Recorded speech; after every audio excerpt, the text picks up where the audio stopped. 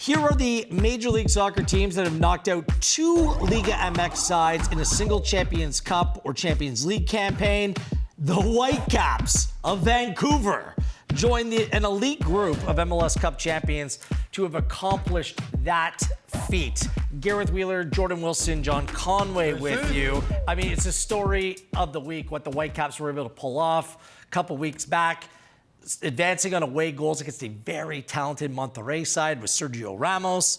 And then a pesky Puma side looked like they had done it to the Whitecaps, scoring in the 87th minute, only for the Whitecaps to respond through Tristan Blackmon 3 minutes into stoppage time to punch their ticket to the next round. I mean, they're probably the biggest group who are in favor of the away goals rule because everyone else has done away with it, but it's benefited the Whitecaps, and they've done oh so well in this competition. John, I'll start with you.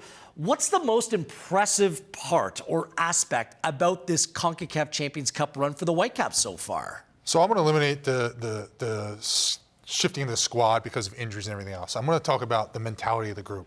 The mentality of this group is unbelievable. When they lose the ball, they immediately repress and fight to get the ball back, and they create so many good chances out of that. And I think that because that permeates through everybody on the team, that's a huge plus for Jesper Sorensen, that he has that buy-in from those guys already, that's how they want to play. And that's been unbelievable. And I think Sebastian Berhalter gets a huge credit from me. He has been excellent for that team.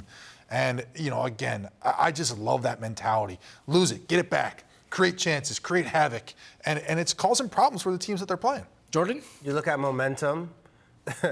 Vancouver Whitecaps, when they played Monterrey, the first game was at home. And they didn't win.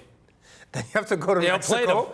They didn't win, and you have to go away to Mexico, and the away goal rule stands, and you get a win.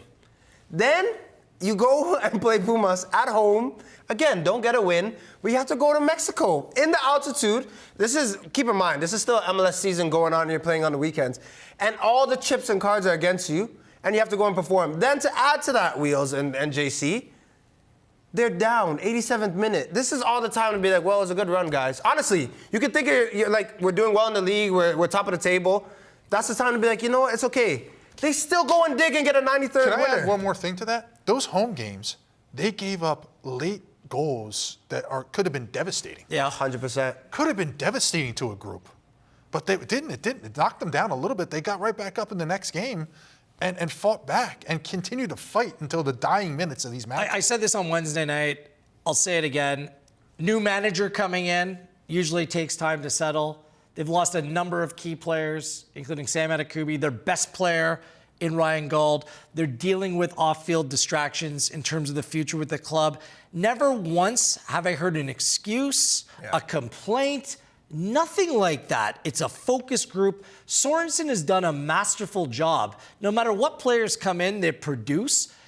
Down in Pumas midweek, he elects not to start Brian White. Crazy. Who is absolutely on fire right now. Yet different players find their legs and find their groove in this team. He's done a masterful job thus far with this group. He has. No one can slate Sorensen. Obviously, he's going to get all the accolades as he deserves. I think, too, Wheels, I don't know how both of you gentlemen feel, but this is also a piggyback off of the former coach. Like, the chemistry. The vibes.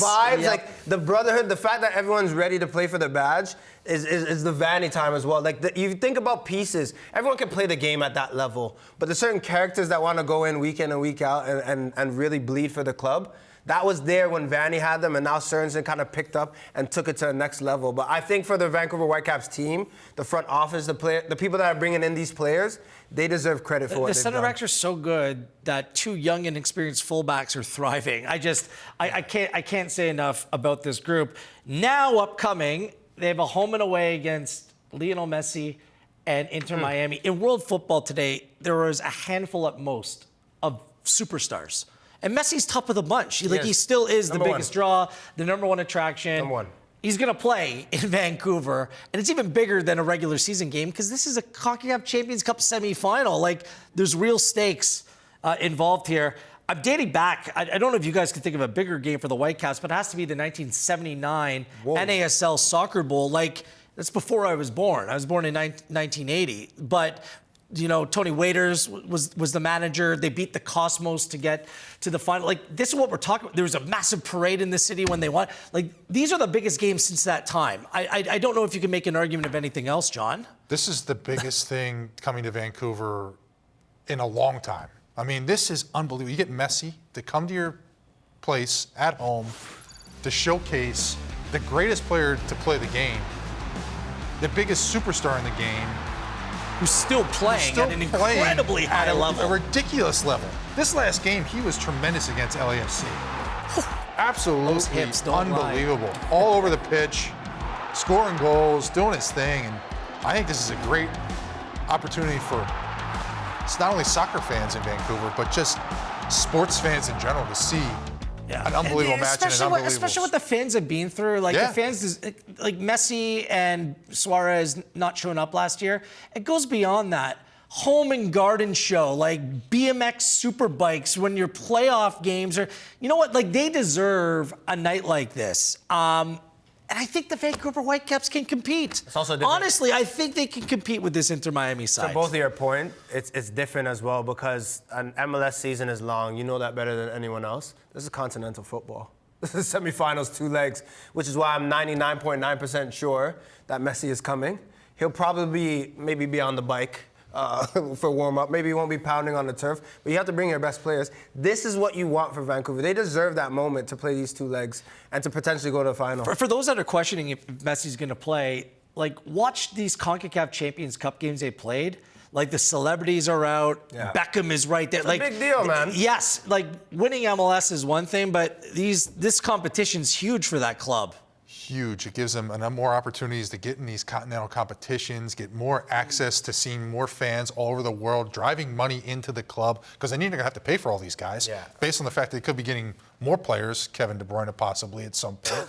But I mean, if they get these guys, they need to be they need to be making money, and they need to be in as many competitions. That's why you'll see them this summer in the Club World Cup.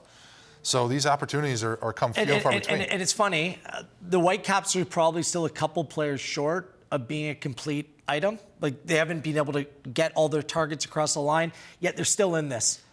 They're outsiders, but do you give them a chance against Inter Miami, let alone potentially a final against Cruz Azul or Tigres? Are you giving them a puncher's chance? I think so. I mean, for all the reasons that we highlighted, I think also too, but if there's an area that I will say that needs to improve, that home leg, whenever you play it, it needs to be one where you take the upper hand. Like, the thing with Lionel Messi and Inter Miami is that they score in bundles. It's not like they're gonna beat you 1-0. Like, they're scoring 3 or 4. So you have to make sure if you're Vancouver Whitecaps and you get the opportunity to get ahead, to score goals, you got to do it, John. Yeah, especially at home. You mentioned it. They got to take advantage of their home games and take an advantage back down to Miami for that second leg, because you know you're going to get overwhelmed with the crowd. You're going to get overwhelmed with the celebrities. You're going to get overwhelmed with possibly the heat at that time. It's still warm at this time of year down there. So, you know, you got to take your advantage at home, score some goals. Don't give up anything. Don't give them anything to hang on to, and get down there and see if you can get something out of it. Whitecaps have 2 superpowers. The first one's Andreas Kubas. He's played against these guys in South American competitions. The second one is Jesper Sorensen's sweater. The turtleneck sweater. He needs to wear he has to wear that in Fort Lauderdale or Miami. Just cut off the sleeves. It's only on keep the turtleneck. It's only on away trips, though. Like a dickie. It's the away trips. Just cut it into a dickie. He wore it in Mexico City, away so trips. I'm not ruling it out. That's a swag, man. Well done to the Whitecaps. It's been a lot of fun. And look, the 2 biggest games of the year are upcoming here on OneSoccer. April 24th, the first leg, the home leg at BC Place. April 30th is the second leg down in Miami, where Jordan Wilson and I, well, we're hoping. We're going, Poppy. We're going. We're going. I think so. We'll see. The Concacaf Champions Cup right here on OneSoccer.